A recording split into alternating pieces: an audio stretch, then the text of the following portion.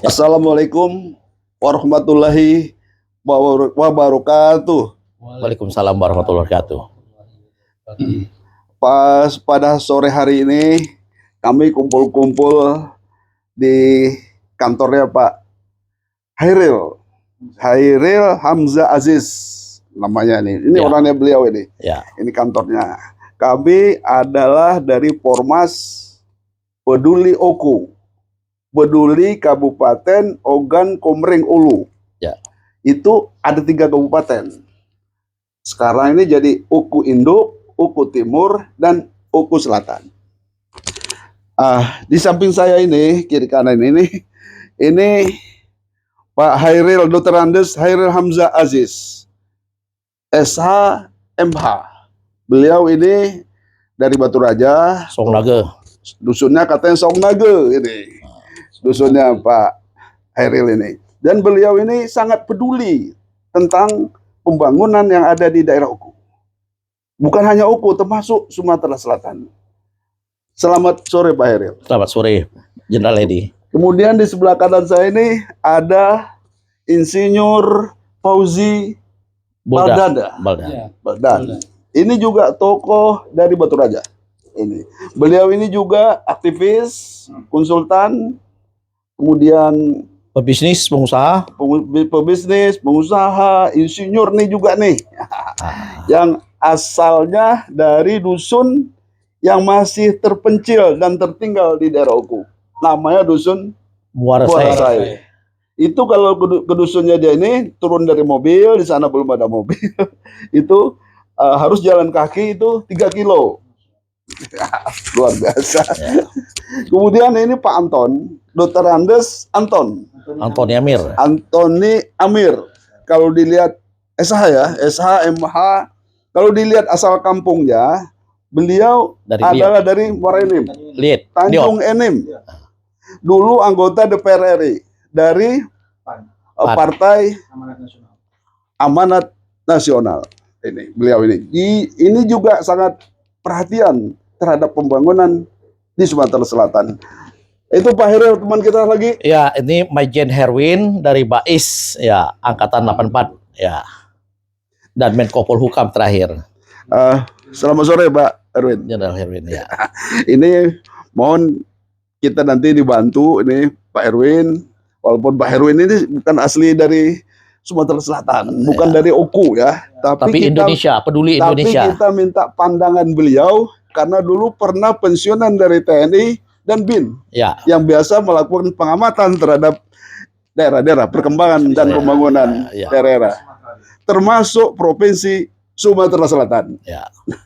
Nah, kalau kita lihat atau mendengar informasi dan data dari BPS, Sumatera Selatan ini dikatakan sumber energi. Ya. Sumber energi ya, gas, minyak, batu bara, banyak ini di Sumatera Selatan itu. Kopi, karet. Tapi hasil survei yang dilakukan oleh BPS, Sumatera Selatan ini dikatakan masuk 10 besar provinsi termiskin di Indonesia.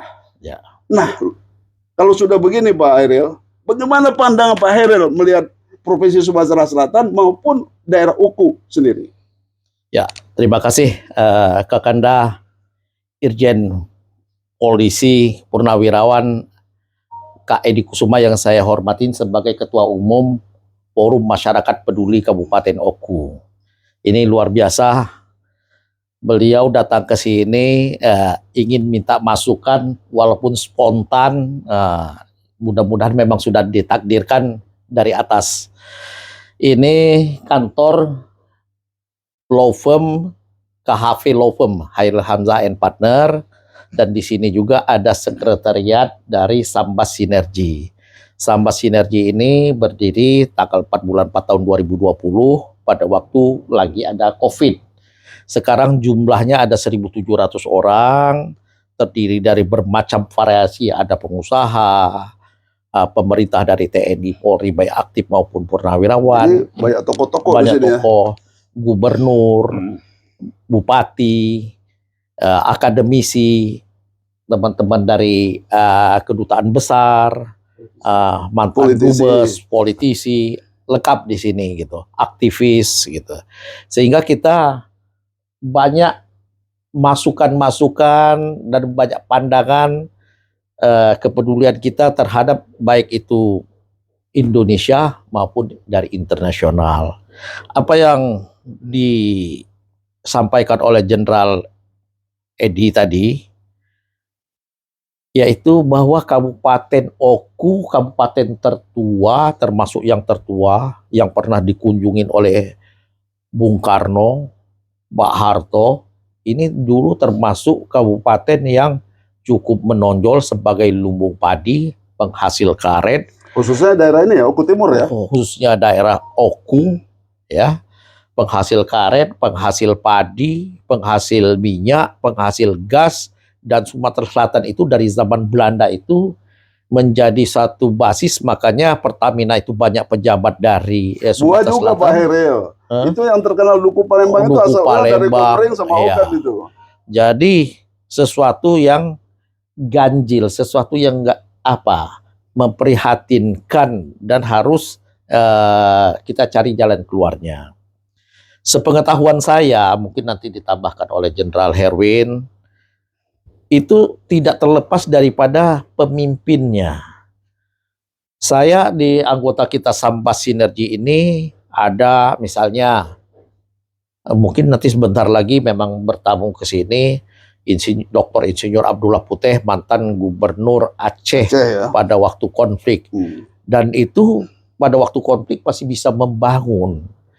Dari pemerintah pusat, yang jelas Aceh itu jadi damai sekarang. Ya, Aceh jadi damai. Kemudian juga pembangunan jalan pada waktu beliau, bahkan pada waktu itu di luar anggaran dapat bantuan dari pemerintah pusat karena ada kunjungan Ibu Mega, dengan cara lobi beliau itu dapat 1,2 triliun untuk pembangunan jalan desa. Kemudian ada lagi sumbangan-sumbangan yang lain untuk pembangunan. Jadi semua tidak lepas daripada lobby. Di sini juga ada yang namanya Pak Untung Wiono. Pak Untung Wiono ini adalah mantan Bupati Kabupaten Sragen, Jawa Tengah. Pada waktu beliau jadi bupati, itu Kabupaten Sragen itu adalah kabupaten termiskin nomor 2 di Jawa Tengah. Dari 35 kabupaten, PAD-nya nomor 34. Tetapi setelah beliau menjalanin sebagai kepala daerah, Sragen itu menjadi ranking 4 gitu, menjadi ranking 4 di Jawa Tengah. Di Jawa Tengah. Itu saya bilang apa rahasianya, Pak? Ya, rahasianya memang beliau melayani all out untuk masyarakatnya. Dan dia banyak mengirim pemuda-pemuda ke seluruh kabupaten, ke seluruh provinsi yang ada di Indonesia ini, dibiayain supaya menyerap apa yang ada di daerah-daerah, dan pemuda-pemuda itu tidak didorong untuk jadi pegawai, tetapi berbisnis. Mulai dari UKM, entah jual bakso atau pecel lele. Jadi itu yang mendorong itu harusnya pemerintah atau siapa? Ya, itu peran pemerintah sangat besar, yaitu selalu turun ke bawah. Beliau ini, Pak Untung Wiono ini, masa mudanya tahun 68 sampai 78 itu ada di Singapura. Beliau bicara Singapura itu sangat miskin, ya, banyak kriminalitas, semua gang itu hampir ada pelacuran, gitu. Dan presidennya adalah Lee Kuan Yew. Dia melakukan apa yang dilakukan oleh Pak Jokowi pada waktu pertama jadi wali kota dan presiden, yaitu belusukan. Datang ke gang-gang, memotivasi masyarakat. Intinya itu peranan pemimpin daerah itu sangat perlu ya di dalam membangun sangat perlu untuk membangkitkan energi daripada masyarakat tadi gitu. Nah ini kalau begitu saya mau lihat dulu ya pemikiran pemandangannya Pak Anton. Ini juga tokoh kita dari Sumatera Selatan yang kampungnya Tanjung Enim, dulu anggota DPR, pemerhati juga, pengusaha dan macam-macam nih usaha beliau. Bagaimana Pak Anton kalau Pak Anton melihat Sumatera Selatan tadi dikatakan 10 provinsi termiskin. Kemudian kalau melihat wilayah Uku ini bisa jadi daerah tertinggal atau terpencil nantinya. Karena sudah tidak dilintasi lagi sama jalan tol ini. Gimana Pak Anton? Ya, terima kasih Irjen Pak Edi, Bang Kail. Jadi sudah sedikit mengupas. Memang bahwa keberhasilan satu daerah itu tidak terlepas dari peran daripada pemerintah daerah terutama. Peran pemerintah daerah yang memotivasi masyarakat tentu bekerja sama dengan DPR. DPR lah yang sebagai garda terdekat dengan masyarakat. Maksudnya DPR yang asal. DPRD asal, situ kan ada. Misalnya, ya misalnya dari Batu Raja, misalnya kan, itu kan dia melihat memperhatikan potensi-potensi yang dimiliki di daerahnya. Seperti kita katakan Bakir tadi, kita sejak zaman Belanda itu sudah ada batu bara, sudah ada perkebunan karet, sudah ada kopi, ya. Nah, potensi-potensi ini yang tidak dijual keluar oleh pimpinan daerah. Nah, di era digital ini, di era yang sudah teknologi maju, sebenarnya bahwa potensi-potensi kita itu harus dibangkitkan. Saya ingat bahwa ketika saya SD SMP di Tanjung Enim, itu kan jalan kita menuju Batu Raja misalnya, itu jalan antar lintas Sumatera. Sepanjang jalan itu kan ada perkebunan-perkebunan, baik itu karet, kelapa sawit, Perkebunan rakyat. Ya, baik juga hasil seperti durian misalnya, seperti duku, itu kan potensi. Nah, potensi ini tidak diperhatikan oleh wakil kita DPR. Oleh karena itu saran saya bahwa coba mengadakan studi banding. Ya, kenapa seperti yang dikatakan Bang Kairil tadi, di provinsi di tempatnya Bupati tadi. Jadi pemerintah setempat harus mengadakan studi banding ke tempat-tempat atau daerah-daerah yang sudah maju. Potensi. Nah, kemudian ada satu potensi yang di daerah itu, ini harus dipikirkan bagaimana potensi ini bisa menyerap tenaga kerja dan bisa disalurkan keluar. Seperti misalnya tadi ada tadi bukan duku misalnya. Duku kan terkenal kita, duku daerah kita itu kan Palembang. Bagaimana potensi ini ya bisa ditawarkan sehingga masyarakat yang punya perkebunan itu ditampung dengan harga yang maksimal. Artinya ditawarkan ke pusat misalnya ke Jakarta. Itu peranan pemerintah ya harusnya. Peran pemerintah daerah. Nah, pemerintah yang didorong sama anggota DPR. Nah, oleh karena itu pemerintah daerah dengan DPR harus jeli, harus punya visi. Bagaimana kita meningkatkan peran masyarakat, potensi masyarakat ada ini. Ya, jangan diam saja. Oleh karena itu perlu potensi itu didukung oleh infrastruktur. Alhamdulillah di sekarang ini di zaman pemerintah Jokowi, infrastruktur sudah mulai diperhatikan di tingkat provinsi. Jadi pemerintah harus memperhatikan infrastruktur, mendorong masyarakat. Ya, sumber daya yang ada itu anggota DPR dikelola. Di tempat juga harus. Bapak bisa bayangkan misalnya, saat ini contohnya misalnya di daerah Jawa, bukit-bukit yang panorama view-nya cantik, itu dikeluarkan, direkam, diceritakan, dibuat fasilitas. Nah, kemudian dimasukkan YouTube. Orang-orang yang belum pernah melihat daerah itu kan penasaran bahwa pariwisata ini kan dibutuhkan sampai akhir zaman. Orang ingin melihat sesuatu yang baru. Gitu loh. Nah, kalau menurut Pak Fauzi Baldan, bagaimana itu untuk meningkatkan ekonomi rakyat di wilayah kita itu? Baik, terima kasih Pak Edi Kusuma. Saya hanya menyambung juga dari pembicaraan dari Pak Hairil, dari Pak Anton tadi masalah terkait dengan pertumbuhan, katakanlah pergerakan ekonomi masyarakat pedesaan mungkin yang perlu juga, yang harus didorong oleh pemerintah daerah. Bagaimana membina masyarakat pedesaan itu untuk meningkatkan produktivitas ekonominya. Artinya pertanian. Ya, di sektor pertanian dan perkebunan kan itu menjadi fokus. Lagi-lagi kita kembali ke provinsi, katakanlah ke provinsi Sumatera Selatan itu sebetulnya beberapa alasan investor masuk ke Sumatera Selatan itu karena dari sisi letaknya Sumatera Selatan itu terletak di perbatasan Lampung, terus Bengkulu, Jambi. Nah, ini strategis, dan di Sumatera Selatan itu berbagai macam sumber daya alam yang ada. Katakanlah minyak, gas, batu bara. Seperti kampung Pak Anton ini. Iya, seperti Tanjung Enim itu kan sudah dari zaman Belanda itu. Perkebunan, agroindustri, ya, seperti Lonsum itu di Sumatera Selatan itu kan ada Melani, kan perkebunan karet sawit itu begitu besar. Jadi harusnya Sumatera Selatan itu menjadi betul-betul menjadi provinsi yang kaya raya. ya boleh dibilang kaya raya mungkin setelah dari Medan, Pekanbaru kali ya, Medan, Pekanbaru, Balikpapan, Sumatera Selatan harus menjadi leader juga di pertumbuhan ekonominya. Jadi artinya gini, pembangunan infrastruktur secara serentak dilakukan oleh Pak Jokowi itu dari sisi Perhatikan Sumatera Selatan. Harusnya pemerintah daerah memanfaatkan itu.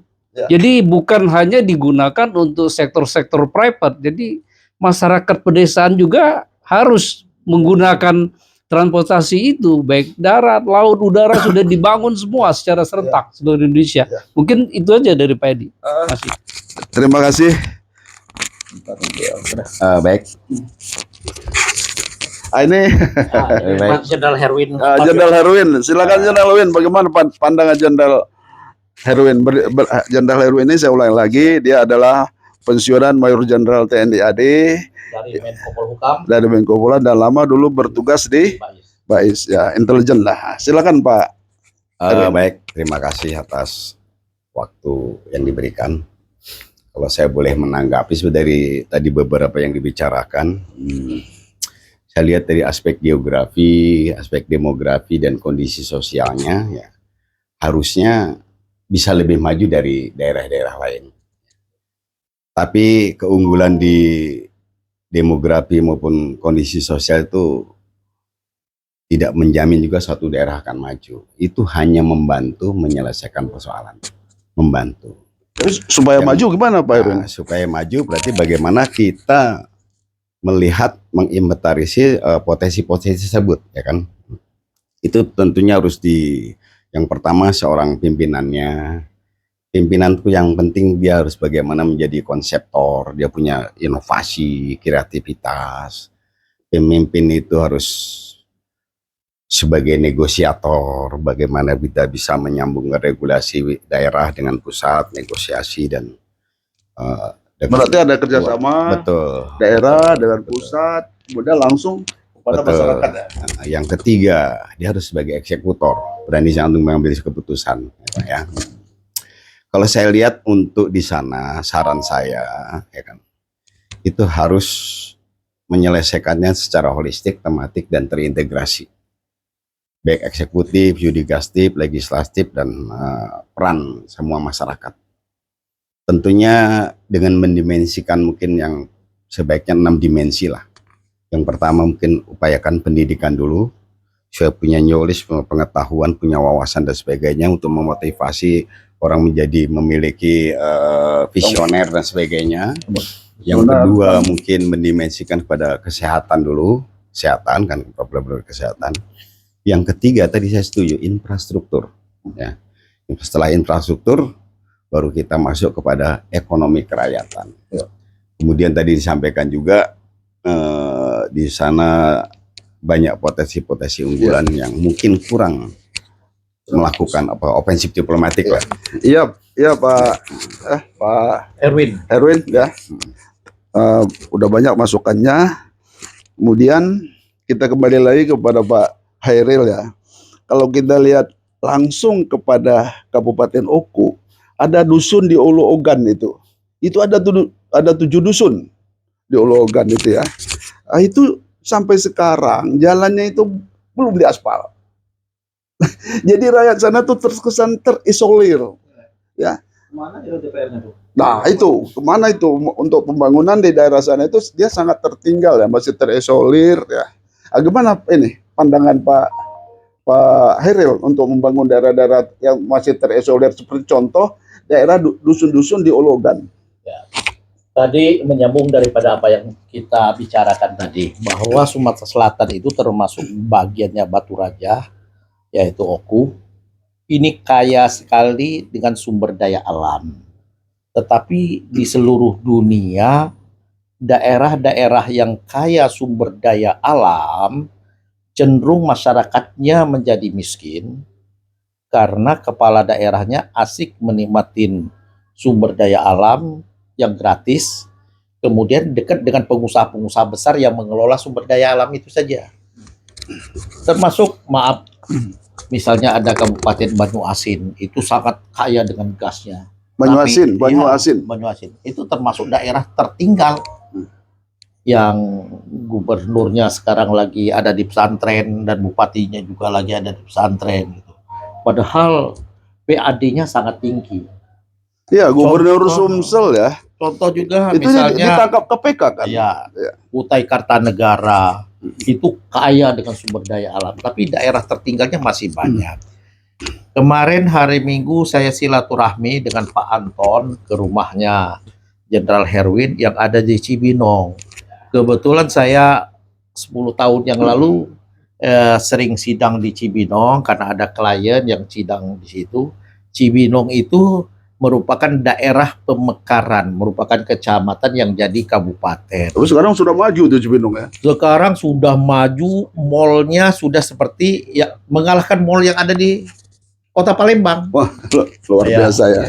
Jadi sudah mengalahkan mall yang berarti- ada di Kota Madia. Harusnya Kabupaten Oku juga bisa didorong seperti itu ya. Oh iya, Iya. jalan-jalannya juga sudah besar, masyarakatnya juga sudah sangat dinamik, itu terlihat Iya. di Iya. lalu lintas masyarakat. Iya, terima kasih Pak Hairil ya. Pak Hairil, Jenderal Erwin, Pak Anton, Amir, Pak Fauzi Pak Buldan. Fauzi ya. Apa hasil Mungkin pesan saya terakhir ini? sangat penting bahwa kondisi masyarakat kita yang sangat di bawah boleh kata memprihatinkan ini kan kunci pertama yang dijelaskan oleh Bang Hairil maupun Major Erwin, terutama infrastruktur itu. Nah, bagaimana peran DPRD bekerja sama dengan DPRD provinsi maupun anggota DPRD Ya. dari perwakilan misalnya Ya, itu untuk mendorong mendapatkan peran anggaran-anggaran. peran pemerintah dan DPRD sangat itu sangat menentukan. Nah, untuk meningkatkan PAD-nya, Ya, ya meningkatkan terima kasih. biaya APBD-nya. Ya Nah, Pak. situlah infrastruktur dirapin mulai jalan, Ya Pak Anton. mulai lampu-lampu gitu ya. Ini kami sudah menangkap maksudnya Pak Anton ya. Tapi waktu jualah Oke, dalam permasalahan ini yang membatasin kita. terima kasih. Terima kasih Ya. Pak Anton, terima kasih Pak Fauzi, terima kasih Pak Hairil, terima kasih Pak Jenderal Herwin ya. Mudah-mudahan apa yang kita sampaikan ini atau kita yang diskusikan ini atau yang kita bicarakan ini Bisa nanti didengar, didengar oleh anggota DPR, Ya, didengar oleh pemerintah, Ya. pemerintah pusat maupun pemerintah daerah. Ya. Sehingga Sumatera Selatan yang dikatakan 10 provinsi termiskin di Indonesia padahal dia adalah Tidak layak lumbung, ya, sebenarnya. lumbung energi, itu bisa meningkat. membuat pemikiran untuk bapak-bapak yang di atas. Sekian, terima kasih. Mungkin lain kali kita ketemu lagi. Baik. Wassalamualaikum warahmatullahi wabarakatuh. Waalaikumsalam. Waalaikumsalam warahmatullahi wabarakatuh.